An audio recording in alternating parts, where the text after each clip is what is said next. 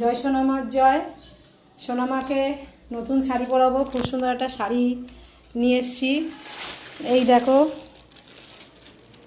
আজকের আর কোনো ভক্ত পাঠায়নি পুজো, তো মার জন্য ওই জন্য শাড়ি কিনে নিয়ে এসেছি। শাড়িটা তোমাদেরকে অতি অবশ্য দেখাবো। এই দেখো, খুব সুন্দর একটা শাড়ি মাকে পরাবো।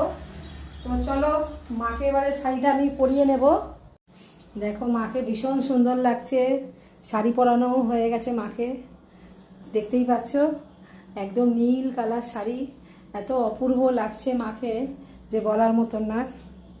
তো অমাবস্যা লাগতে এখন দেরি আছে অনেক, সেই 4টের সময় লাগবে। তো মাকে আমি আজকে শাড়িটা চেঞ্জ করে দিলাম, যেহেতু অমাবস্যা আছে। তো কেমন লাগছে মাকে শাড়িটা পরে, আর শাড়িটা কেমন পরানো হয়েছে মাকে তো অবশ্যই ভালো লাগবে। শাড়ি কেমন পরানো হয়েছে অতি অবশ্যই তোমরা আমাকে জানিও।